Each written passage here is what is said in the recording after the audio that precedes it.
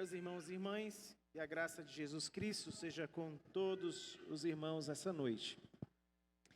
É com muita alegria que nós estamos na presença do Senhor. Queremos convidá-los a abrirem suas Bíblias no livro de Êxodo, capítulo de número 20. Êxodo, capítulo 20. Aos que estão conosco nos visitando nesta noite, queremos informá-los que estamos expondo os 10 mandamentos. Hoje faremos a exposição do segundo mandamento da lei de Deus, que se encontra no texto de Êxodo, capítulo 20, do versículo 4 ao versículo 6.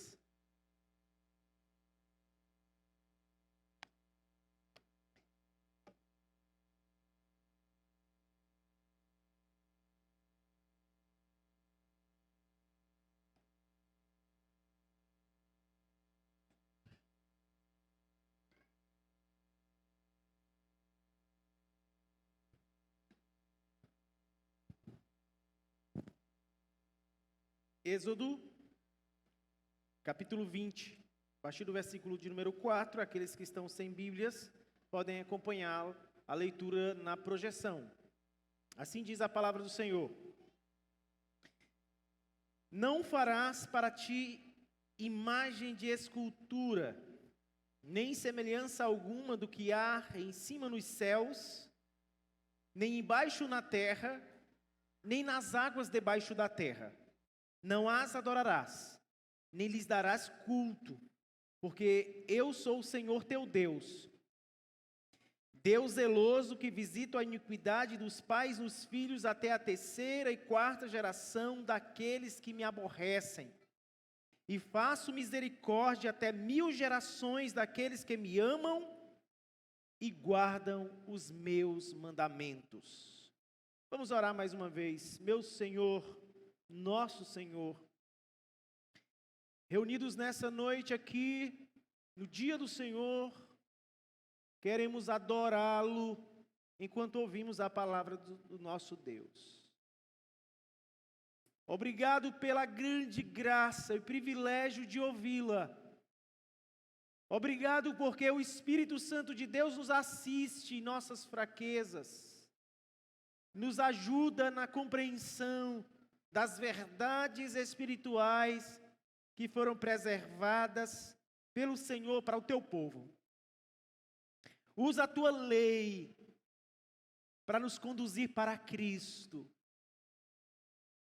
Senhor, nos desarma de todo e qualquer mérito, orgulho pessoal, e nos conduz para depender somente de Cristo, nosso bendito Redentor. Assim nós oramos em nome de Jesus. Amém. Você já visitou Atenas, na Grécia? Talvez não, mas a gente de vez em quando está vendo alguns pastores visitando ali a região da Grécia. Luiz Saião, Jonas Madureira, Hernandes Dias Lopes, Augusto de Codemos, e dá vontade de viajar para a Grécia, para conhecer algumas cidades da Grécia e também Israel. Quem conhece Atenas, pelo menos na história, lendo, sabe que Atenas, ela foi uma das mais importantes cidades da Grécia. Ela foi conhecida como a glória da Grécia. Ela era admirável intelectualmente. Sim, enquanto os espartanos eram homens valentes, naquele filme Os 300, quem assistiu lembra que são homens valentes. Nós temos, do outro lado, nós temos os atenienses, intelectuais. Em Atos 17, a Bíblia registra a visita de Paulo a Atenas. E a partir do versículo 16, é dito que o espírito de Paulo ficou revoltado com uma situação ali naquela cidade. Ele ficou surpreso, pasmo, não com a inteligência dos atenienses, nem com a sua arquitetura ou sua gastronomia. O que mais assustou Paulo foi a idolatria. Ele viu muitos altares de ídolos ali. E porque Paulo amava o Senhor, sabia que os ídolos é uma forma de roubar a glória de Deus. E Deus não divide sua glória com ninguém, nem mesmo com imagem de escultura. Paulo vai dizer em Atos 17, 22 e 23, reconhecendo que eles eram religiosos, os atenienses. Ele diz: em tudo vos vejo acentuadamente religiosos, porque passando e observando os objetos do vosso culto, encontrei também um altar no qual estava escrito ao Deus desconhecido, pois este que adorais sem conhecer, é precisamente aquele que vos anuncio. O que Paulo está dizendo é: vocês são muito zelosos, são religiosos, vocês adoram vários ídolos, inclusive vocês erigiram um altar ao Deus eterno. Mas vocês adoram de maneira errada. Vocês adoram de maneira errada. E é sobre a adoração correta que queremos tratar nessa noite. Irmãos, se o primeiro mandamento tem a ver com adorar o Deus certo, não terás outros deuses diante de mim. Então o primeiro mandamento fala sobre o adorar o Deus certo. Qual é o Deus que devemos adorar? O Deus verdadeiro, o único Deus, o Yahvé, o Senhor do pacto, o Criador, o Redentor. O segundo mandamento tem a ver com adorar o Deus certo, do jeito certo. Irmãos, não basta adorar o Deus certo, é preciso adorá-lo da maneira que Ele mesmo estabeleceu. Da maneira correta. Enquanto o primeiro mandamento nos proíbe de adorar falsos deuses, o segundo nos proíbe de adorar o Deus verdadeiro de maneira errada. Os católicos e luteranos, eles dividem os mandamentos diferente dos reformados e da Igreja Ortodoxa Grega. Enquanto os católicos e luteranos juntam os dois mandamentos num só, para os católicos e luteranos, o primeiro e o segundo mandamento é um só. Não terás outros deuses diante de mim, não farás para ti imagem de escultura, num só mandamento. E quando chega no 10º, ele divide: não cobiçarás a casa do teu próximo, 9º mandamento. 10º, não cobiçarás a mulher do teu próximo. Então, uma divisão que os reformados e Igreja Ortodoxa Grega não concordaram e até hoje não concordam. E aí, talvez por isso, alguns desvios doutrinários no que toca a este mandamento. Me refiro principalmente à primeira igreja que citei. Tá? O primeiro mandamento tem a ver com adorar o Deus certo. E o segundo, com adorar o Deus certo do jeito certo. Quero fazer uma ilustração nessa introdução. Quero usar a ilustração exatamente na vida de o rei Jeú. A diferença entre o primeiro e o segundo mandamento, ou mandamentos, vem da vida do rei Jeú. Quem abrir sua Bíblia pode encontrar em 2 Reis 10, 28. O rei Jeú, irmãos, foi um rei que governou por 28 anos. E ele, diz o texto aí, vamos encontrar em 2 Reis 10, 28. Diz assim: assim Jeú exterminou de Israel o quê? A Baal. Porém não se apartou Jeú de seguir os pecados de Jeroboão, filho de Nebate, que fez pecar a Israel, a saber, dos bezerros de ouro que estavam em Betel e em Dan. Veja, irmãos, o versículo 28 diz que Jeú, ele exterminou de Israel a Baal. Houve uma estratégia para pegar todos os profetas de Baal, todos os idólatras, e exterminá-los de Israel. Então não havia, destruir os ídolos, no caso Baal. E em 2 Reis 10, 29, o texto diz que ele não se apartou de seguir os pecados de Jeroboão. Qual foi o pecado de Jeroboão? Se você ler com calma em casa, 2 Reis 9 e 2 Reis 10, os 2 capítulos, você vai ver que Jeú, ele acabou com o culto a Baal, mas ele estabeleceu ou continuou cultivando os bezerros de ouro em lugares estratégicos em Israel, para que o povo adorasse a Deus por meio dos bezerros de ouro.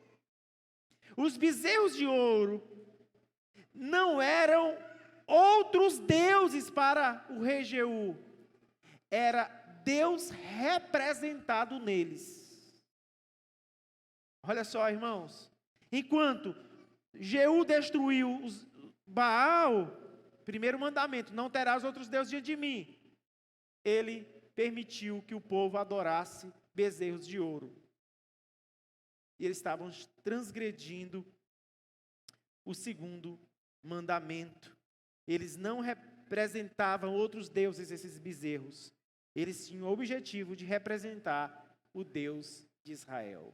Então vocês conseguem entender que o primeiro mandamento diz uma coisa e o segundo outra? Está muito claro nesse início. Nos faz lembrar, irmãos, a Confissão de Fé de Westminster, 21:1, que evoca o princípio regulador. Quem conhece, quem ouviu falar sobre o princípio regulador, sabe que lá o texto diz o seguinte, compreendendo o princípio regulador. O princípio regulador é o modo aceitável de adorar o Deus verdadeiro, da forma que o próprio Deus estabelece. O que diz lá é o seguinte, aspas, o modelo aceitável de adorar o Deus verdadeiro é instituído por Ele mesmo, e assim limitado por sua vontade revelada. Em outras palavras, a adoração pública, ela deve estar comprometida com os elementos que são vistos como apropriados segundo a Bíblia. E é exatamente disso que vai tratar o segundo mandamento da lei de Deus. Êxodo 20, de 4 a 6. Eu gostaria de, nesta exposição, apresentar este mandamento, dividi-lo em 4 partes. Aqui há 4 partes nesse mandamento. Primeiro, uma regra. Segundo, a razão. Terceiro, um aviso ou advertência. E, em último lugar, uma promessa. Vamos então, em primeiro lugar, falar sobre a regra. Qual é a regra do segundo mandamento? Não farás para ti imagem de escultura, nem semelhança alguma do que há em cima, nem embaixo, nem nas águas, não as adorarás, nem lhes darás culto. Essa é a regra. Não farás para ti imagem de escultura. Irmãos, fazer imagens e qualquer coisa que represente Deus na adoração. O segundo mandamento não é contra a arte, tá, gente? É importante dizer aqui. O segundo mandamento não é contrário à arte. A esculturas de artes. Não, não. O que é, a regra é que se faça qualquer coisa, nós temos aí no céu, na terra ou debaixo da terra. Nada no céu, nada na terra, nada no mar. Como algo, como um mediador entre Deus e o homem. Como objeto de adoração. É disso que o segundo mandamento trata. Deus não é contra a arte, mas contra atribuir uma imanência divina a objetos, como se esses objetos pudessem nos aproximar de Deus. É proibido. Nós temos uma diferença que é feita no mundo da religião, especialmente no catolicismo, a diferença entre latria, dulia e superdulia. Latria eles chamam de adoração ao Deus verdadeiro sem nenhuma mediação. A dulia é a adoração a Deus por meio de santos. E a terceira é a superdulia, ou a hiperdulia, que é a adoração por meio de Maria. Então, o católico bem doutrinado, ele não diz assim, nós adoramos Maria. Nenhum diz. Nenhum católico zeloso diz, nós adoramos santos. Eles não dizem isso. E quando a gente fala, eles dizem, você está sendo ignorante, você não está entendendo o que essas imagens fazem. Irmãos, tem muita gente sincera no catolicismo, no protestantismo. Há pessoas muito sinceras, desejosas de acertar. Mas se esquecem das prescrições divinas. Aí está um ponto que merece nossa atenção. Queridos, o que o segundo mandamento proíbe é exatamente que criemos qualquer mediação entre Deus e nós, seja de quem for. Por uma razão, o próprio Deus já criara mediadores.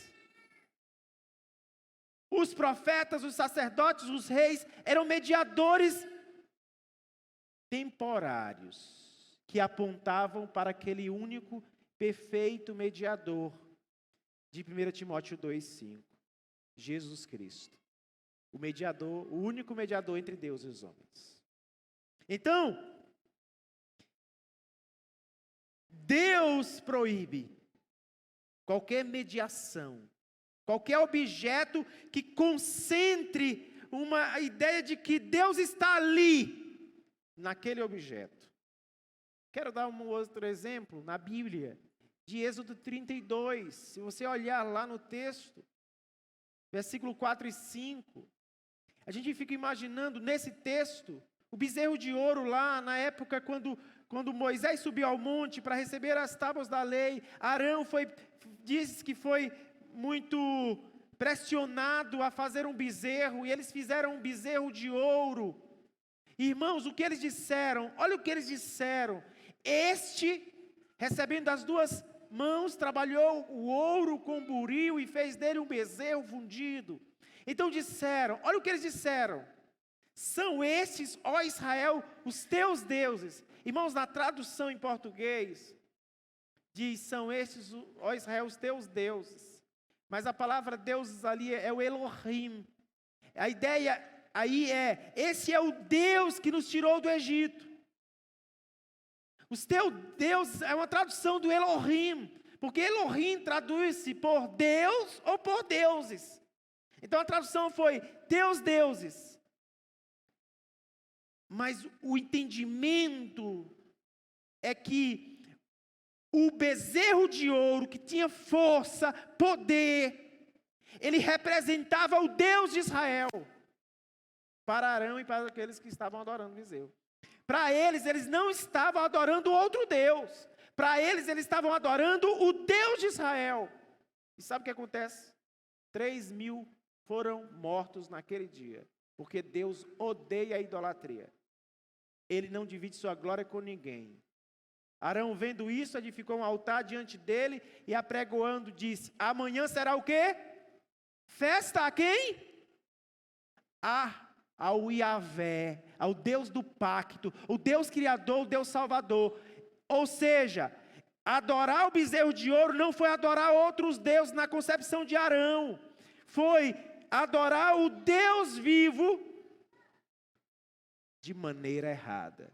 Podemos fazer isso? Podemos, irmãos, podemos. Infelizmente, poder é a possibilidade, tá, de fazer isso. E constantemente nós temos feito.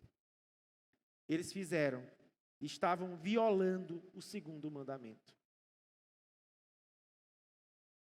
Por que que nós não podemos adorar a Deus por nenhum meio visível?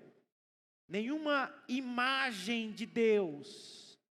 Ele mesmo responde em Deuteronômio 4, versículo 12. Quem pode acompanhar conosco, pode perceber lá em Deuteronômio 4, 12, diz: então o Senhor vos falou do meio do fogo, a voz das palavras ouvistes. Veja, ele estava no monte com Moisés, houve tremor no monte, nuvens escuras, raios, trovões, muitos relâmpagos ali. Uma voz foi ouvida, mas o texto diz: porém, além da voz, não vistes aparência nenhuma. Irmãos, Deus não pode ser adorado por meio de imagens. Porque Ele mesmo diz: vocês ouviram minha voz, mas não viram nenhuma aparência. A visão da crença, irmãos, vem pelo ouvir e não pelo ver.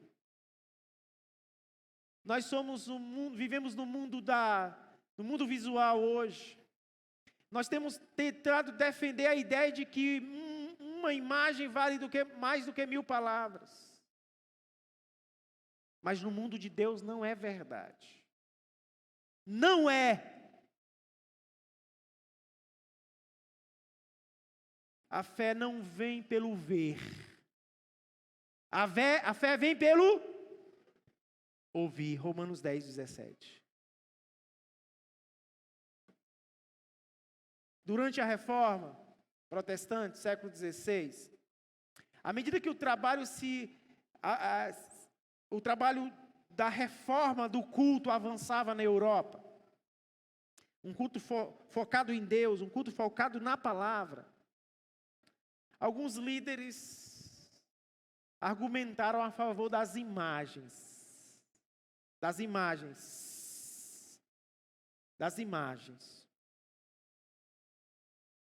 Eles defenderam que as imagens eram consideradas os livros dos leigos. Vamos deixar as imagens, porque elas, por si só, elas falam. Os leigos não sabem ler, mas sabem ver. Então, ao ver as imagens, eles aprendem a verdade do Evangelho. Essa foi uma discussão antiga, século VII, ou sétimo, século VIII, discussões grandes sobre imagens. E eles diziam: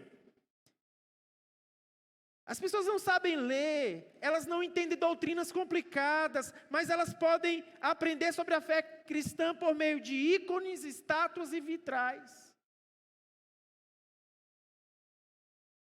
Como resposta, vocês sabem o que os reformadores disseram? Bem, então devemos ensinar as pessoas. Olha, uma resposta básica. As pessoas não sabem, não aprendem, as pessoas não sabem ler, elas não entendem as doutrinas complicadas, os reformadores diziam. Então vamos ensiná-las. Nós vamos deixá-las na ignorância? Vamos ensiná-las.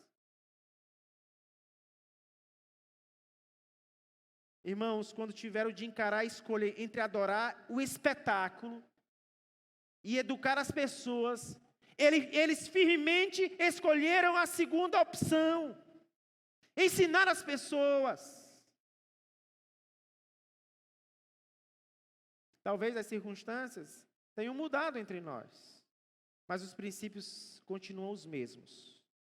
Como já disse, vivemos na era visual. E muitos líderes evangélicos, eles dizem que a igreja precisa se adaptar, tornando-se mais visual na apresentação do evangelho. Em vez de falar sobre Deus, é preciso mostrar às pessoas algo, elas precisam ver. Mas sabe o que é isso, irmãos? Nada mais do que um impulso idólatra. Nós somos alimentados de imagens, apresentações, espetáculos. Hoje, ninguém quer mais ouvir, a gente quer ver. A gente está vivendo na era do entretenimento, das apresentações, das gargalhadas, dos shows evangélicos. Inclusive, tem movimentos evangélicos que chamam show da fé. Show da fé. O que é show? É um termo em inglês para falar de apresentação, espetáculo. Culto não é espetáculo e nunca foi. Se você quer espetáculo, aqui não é o lugar. Não é. Não fomos chamados para entreter bodes. Fomos chamados para alimentar ovelhas. E ovelhas que amam a Deus, elas amam a palavra de Deus. E ponto final, como diz Ronaldo Júnior. Ponto final. Mas não é um ponto final, aqui é um ponto de seguida. Quero citar as palavras de De Young, quando ele diz que devemos dar às pessoas o que elas precisam e não o que elas desejam. Olha o que ele diz: o plano de Deus para a adoração sempre foi contracultural. Kevin De Young é um pastor americano, escritor, escreveu um dos livros sobre os 10 mandamentos. Ele diz que o plano de Deus para a adoração sempre foi contracultural. Aquilo com que ganhamos as pessoas é aquilo para o que as ganhamos, que obtemos pela abordagem lenta e paciente do ensino da Bíblia pouco a pouco. Além do mais, o princípio era a palavra e não uma peça, uma imagem ou uma produção. No princípio era a palavra e não uma peça teatral, uma apresentação. Irmãos queridos, quando pensamos no segundo mandamento, nós temos que observar que esse mandamento, ele é amplo, mais do que a gente imagina. Nós compramos um livro, vai ser repassado para as crianças da igreja, que é o Catecismo de Westminster Ilustrado. E o autor desse material, dessa ilustração, quando vai tratar do segundo mandamento, sabe o que ele pinta como quebra do segundo mandamento? Coreografias na igreja, danças litúrgicas na igreja, apresentações teatrais no culto público. Talvez pareça radical, não é? Esse autor. Mas ele está seguindo exatamente esse raciocínio, de que as pessoas hoje, elas querem ver, elas não querem mais ouvir. E quando a gente coloca imagens, elementos litúrgicos que não são autorizados pelas Escrituras, nós transgredimos o segundo mandamento. Estudem mais sobre isso. E percebam se realmente o autor tem razão. Precisamos pensar sobre o segundo mandamento. Então, em primeiro, nós temos uma regra. Qual é a regra? Não farás para ti imagens de escultura. E aqui temos que entender como um elemento para adoração, ok? Nós temos uma segunda coisa, é a razão, o motivo, a circunstância. Na verdade, nós temos aqui a razão, versículo 5. Quais são as razões para a regra ou a razão? A única que é apresentada em Êxodo 20, versículo 5, qual é? Deus zeloso. Deus é zeloso. Sabe o que é a palavra zeloso? ela pode ser também traduzida por ciumento. A gente, outro tempo, quando eu falei sobre isso, o irmão disse, rapaz, é ciumento, vamos trocar por outra palavra. Mas a palavra é essa mesmo. É como um marido que tem ciúme da esposa. Um homem que é fiel à esposa e não quer que ela seja infiel a ele. Então Deus é fiel ao seu povo. Lembra que a aliança, os 10 mandamentos, é um tipo de aliança ou um pacto que Deus faz com o seu povo? Então o texto diz, não farás imagem de escultura, porque sou Deus zeloso. Ele é muito zeloso, cuidadoso, ciumento. E é aí, por que a gente às vezes questiona a palavra ciumento? Porque ciúme, para nós, é um sentimento negativo. É uma coisa ruim. Normalmente, as pessoas que têm um ciúme, que dá de perceber isso assim de maneira flagrante, a gente diz, rapaz, esse negócio não vai dar certo, a pessoa é muito ciumenta. Mas ciúme não é ruim. O ciúme é algo que faz com que você proteja o outro. Um ciúme controlado, no nível bom. Pois bem, Deus ele se ira. Ira é pecado? Irar-se? Não. Mas podemos pecar. Deus tem ira contra o pecado? Tem. Ele não peca. Deus tem ciúme do seu povo? Tem. Diz que o povo dele é como a menina dos seus olhos. Isso é um tipo de ciúme. Só que não é o ciúme no aspecto negativo, é no aspecto positivo, de cuidado, de proteção, de zelo. Porque ele sabe, irmãos, Deus sabe que se nós nos envolvermos com ídolos, nós vamos nos machucar. Nós vamos nos prejudicar a nós mesmos. Então, o ciúme de Deus não é algo apenas, não é algo egoísta. É algo altruísta, é para proteger-nos de feridas causadas pelo pecado. Quando olhamos para as religiões ao redor de Israel, irmãos e irmãs, nós vemos uma religiões que tinham várias imagens, ídolos feitos pelas mãos dos homens. Mas por que Deus proíbe que façamos qualquer imagem dele? Porque nenhuma imagem é capaz de capturar a glória de Deus. Todo e qualquer esforço de tornar Deus visível é fracasso. E sabe, irmãos, quando nós fazemos ídolos, é como se nós quiséssemos controlar a divindade, domesticá-las, colocá-la em uma coleira, como um animal que você controla. E quando fazemos ídolos, é como se nós fizéssemos como algo, como um amuleto para nos proteger. Toda representação divina será inferior ao que Deus é. E por isso que desperta a ira dele, o zelo dele. Imagina, você é casada com um homem e tem a foto do ex-namorado na sua carteira. É estranho. O marido não vai achar bom. Não vai. Então, jogue fora. Não temos que nos lembrar do passado. Não.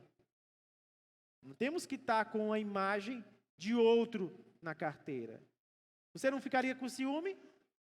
Seria estranho você não ter ciúme. Seria estranho.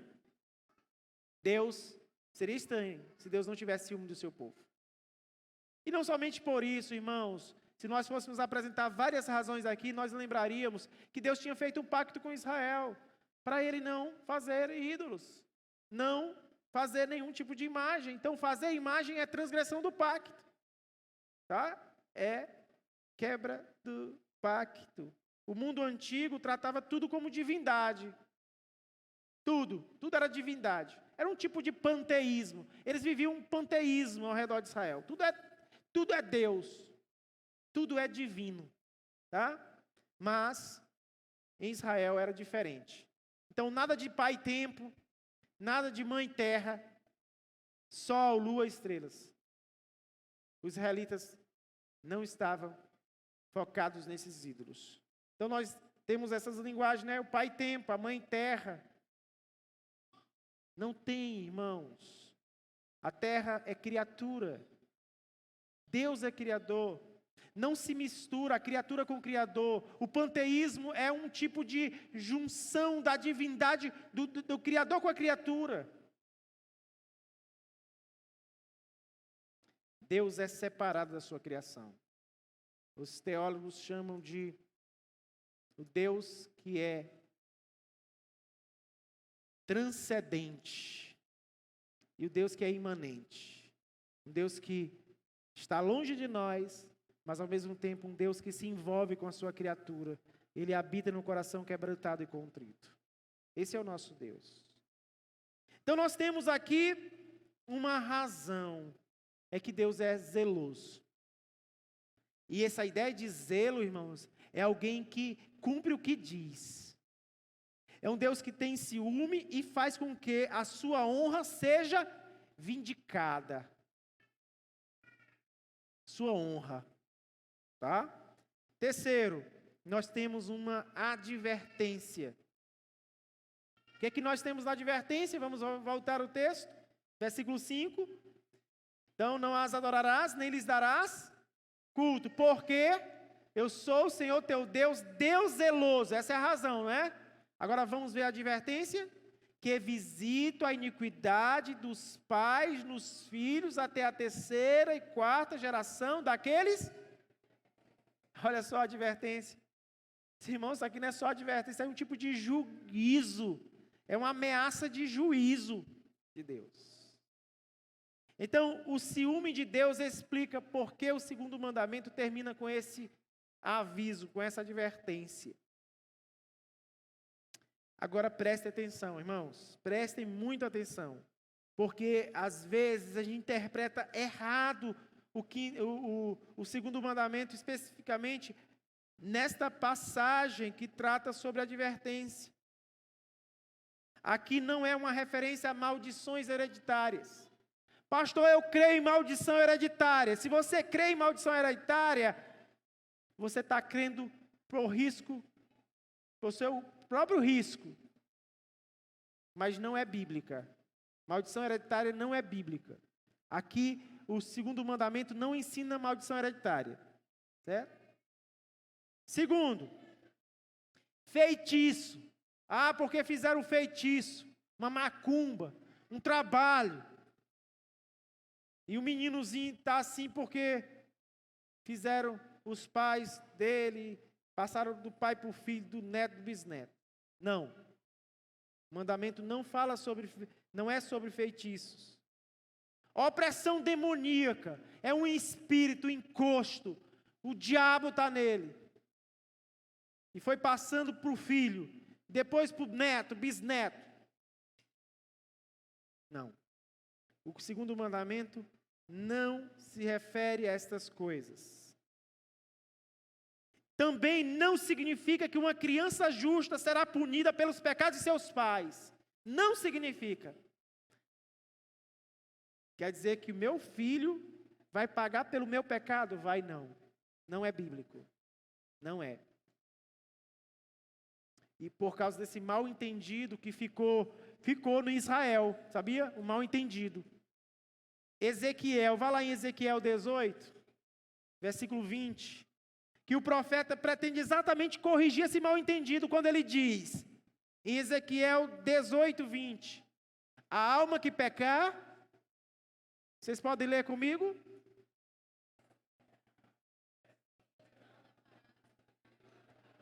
Então vamos lá aqui de novo, vamos voltar. A alma que pecar, essa, o filho não levará a iniquidade, nem o pai a iniquidade, a justiça do justo ficará sobre ele e a perversidade do perverso cairá sobre ele, como sobre este. que o profeta está dizendo? O que ele disse é que pecado, o juízo é personalíssimo. Os juristas aqui, quando pensam na pena, né?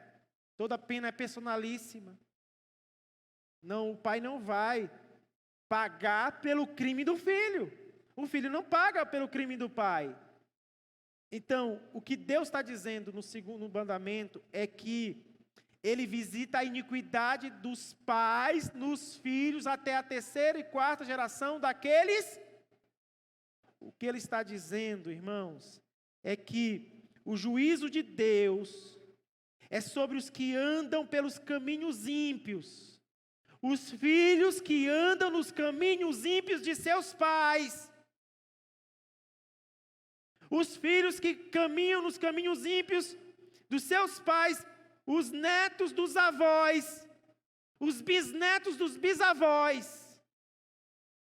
Preste atenção, o seu pai é ímpio, e se você seguir na impiedade dele, Deus julgará você, da mesma forma que ele julgará seu pai. Então eu não pago pelo pecado do meu pai, e nem meu pai pelo meu pecado, mas se eu aprendo com meu pai a ser um idólatra, Deus vai derramar juízo sobre mim.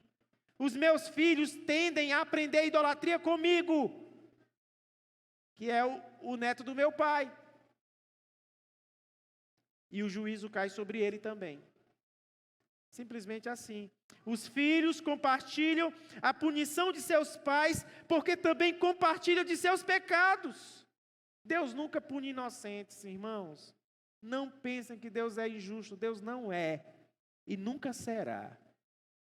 Então, o mandamento aqui não é sobre maldição hereditária, feitiços, questões, possessões demoníacas. Aqui, Deus está dizendo: filhos, rompam com os caminhos dos seus pais ímpios, e você será uma grande bênção em sua casa. Você mudará a história da sua casa, a sua geração. Então, vou considerar isso ao final.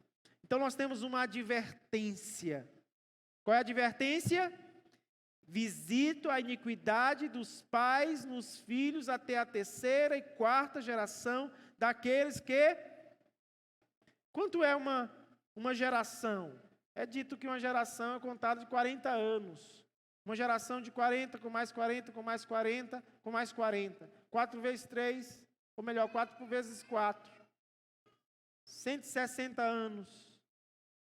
Claro que isso aqui não é algo cronológico, aqui é uma expressão para mostrar que as consequências do pecado demoram.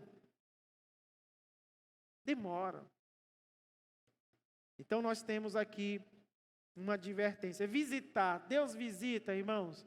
Deus visita, e isso significa duas coisas. Pode significar uma visita para salvar, mas pode ser uma visita para condenar.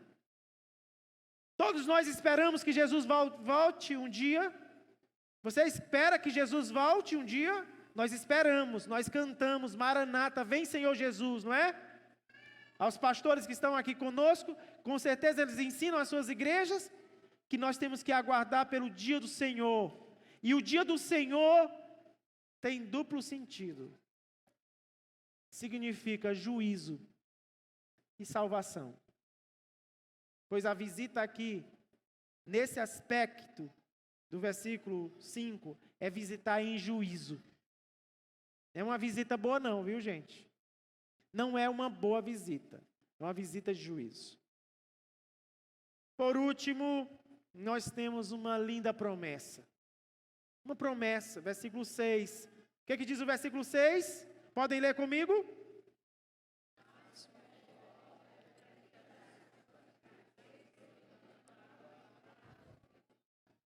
Olha só, que promessa.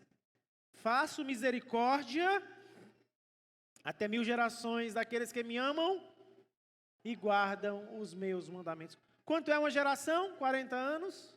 vezes 1.000, 40.000, 160. Hã? Uma geração é 40. Até 1.000 gerações. 1.000 vezes 40. 40.000. E lá nós temos 160 anos. 40.000. É diferente, não é? Aqui também não é cronológico. Não é uma ideia de 40.000, depois de 40.000, acaba a misericórdia. Aqui é mostrando, irmãos, que a graça é mais abundante do que o pecado. Onde abundou o pecado, Paulo diz, superabundou a graça. A promessa é mais poderosa do que a advertência. Porque as bênçãos não duram só por 3 ou 4 gerações, mas por 1.000 gerações. Em outras palavras, duram para sempre. Mas isso é automático? Claro que não. A criança nasceu na igreja, é crente. O filho vai nascer, vai ser crente. E o outro não é automático. Nasce debaixo da bênção. Mas precisa viver uma vida piedosa como seus pais, ou melhor do que seus pais. Sob pena do juízo cair sobre os filhos. Irmãos e irmãs, a ameaça de Deus no segundo mandamento pode ser desanimadora, pode ser. Mas é para aqueles que vêm de uma família que não honra ao Senhor. Mas eu quero dar uma boa notícia para você que vem de uma família que não tem honrado o Senhor. A bênção de Deus triunfa sobre a maldição. Deus faz com que as coisas, que o caminho da impiedade mude. Deus faz parar o pecador. Deus pode fazer parar o pecado na sua família. E Ele pode usar você para abençoar as gerações seguintes. Que alegria, as mães que estão aqui com as suas crianças, os pais que estão com seus filhos aqui. Eu quero dizer a vocês, Deus quer abençoar a sua família e as futuras gerações. Creiam que Deus tem prazer e tem compromisso, zelo de abençoar as nossas casas. E se nossa família não é perfeita, porque não há família perfeita. Se nós nascemos num lar quebrado, destruído pelo pecado, Deus pode fazer com que as nossas gerações sejam abençoadas por nosso intermédio. Deus muitas vezes intervém na história de uma família para transformar o ódio em amor e em adoração. Olhem para a família de Jesus. Olhem lá. Quem estava lá em Mateus capítulo 1, na genealogia? Nós temos lá ex-prostitutas. Ex-prostitutas. Nós temos ex-idólatras. Quem são essas que eu estou citando? Raabe está lá. Ruth está lá. Nós temos alguém que cometeu pecados graves, pecados sexuais graves. Davi está lá. Nossas famílias não são perfeitas, irmãos, mas Deus quer abençoar nosso povo por intermédio das nossas vidas. Mas precisamos ser fiéis a Ele, honrá-lo, obedecê-lo, buscá-lo, e a bênção de Deus está sobre o seu povo. É verdade. O que Deus está fazendo com a sua família? O que Deus está fazendo com a sua família? Quero então concluir esse tempo com vocês, pensando sobre esse segundo mandamento. Talvez você que esteja aqui crente, mais famoso protestante. Talvez, como crentes, não tenhamos nenhum ídolo tradicional, não é? Nenhum ídolo tradicional. Talvez não. Se o ídolo for aquilo que podemos ver ou tocar. Mas sabemos que a lei é espiritual. Ezequiel 14, o profeta já fala de ídolos do coração. Está lá. Só precisa você ler. De 1 a 3.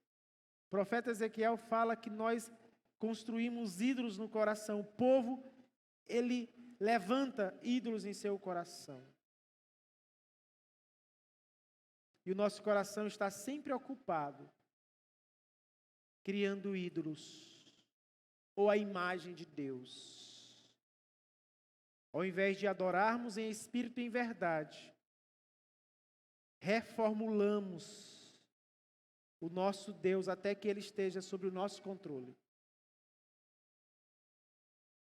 Nós, até no evangelismo nós fazemos isso. Nós vamos evangelizar alguém e a gente faz tantas promessas que Deus pode realizar na vida dele. Ele só precisa aceitar Jesus. E Deus vai fazer tudo por ele, criando ídolos que vão satisfazer as necessidades do adorador. Precisamos lembrar que as pessoas estão sempre à procura de um Deus mais amigável ao usuário. Nós não queremos um Deus que se ira contra o pecado. Nós queremos um Deus complacente com os nossos pecados. Nós queremos um Deus que não se importe muito com o que nós fazemos. E nós temos que fabricá-lo. Porque o Deus da Bíblia não é assim. Irmãos, o que pode nos salvar de nossas idolatrias privadas? Talvez ninguém nem sabe qual o ídolo que você tem no teu coração.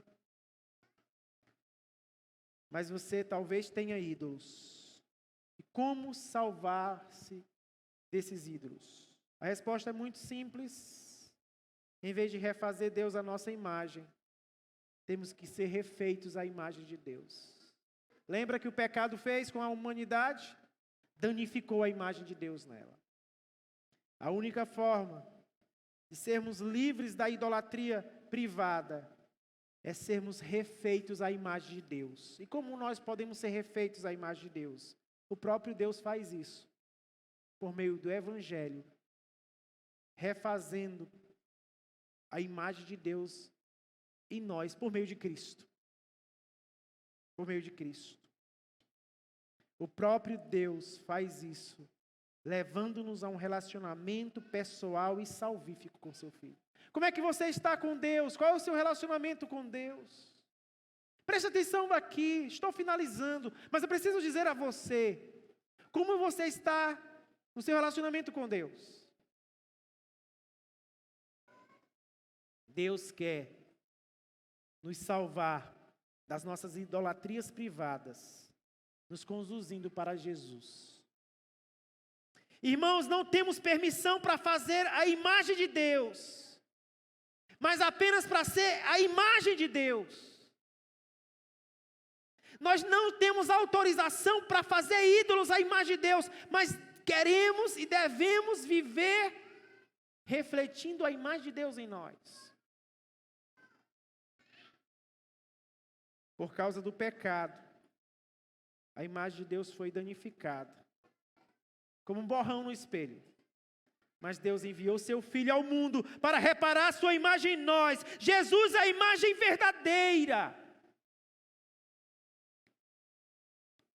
Portanto, para chegarmos a Deus em verdadeira adoração, não precisamos fazer qualquer tipo de ídolo. Tudo o que devemos fazer e podemos fazer é ir a Ele, por meio de Cristo, o mediador.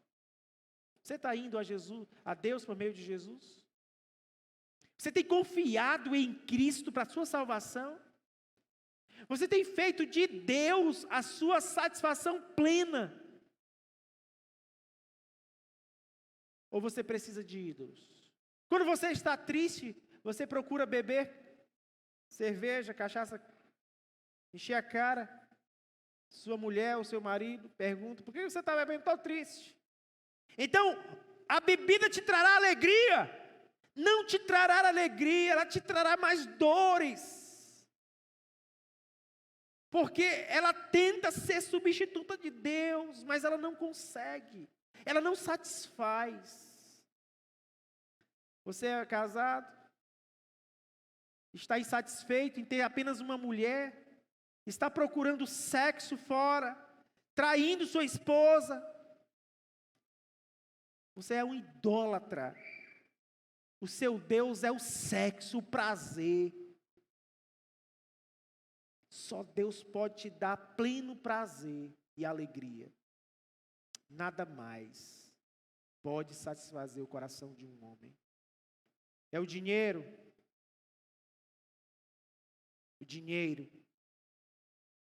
Se você fosse mais rico, você seria mais feliz. É isso? Ah, pastor, se eu tivesse dinheiro, eu seria feliz. É um ídolo. Porque se dinheiro vai te dar a felicidade que você espera, você substitui Deus pelo dinheiro. E Deus fica fora da sua vida. O jovem rico, lembra de domingo? O jovem rico. Lembra? Um homem que saiu triste. Porque ele era idólatra. Mas talvez você não seja idólatra de nenhuma dessas coisas. Você precisa pedir a Deus, mais uma vez, ver se há em mim algum caminho mau e guia-me pelo caminho eterno. Irmãos e irmãs, amigos que estão aqui, Deus não os trouxe aleatoriamente.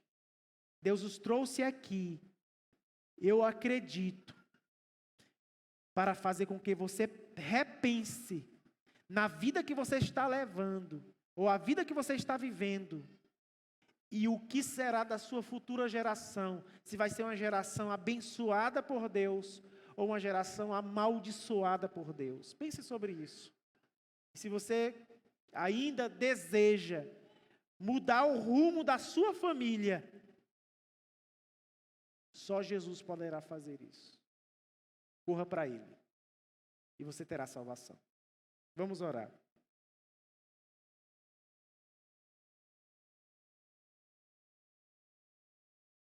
Nosso Deus, obrigado por a Tua lei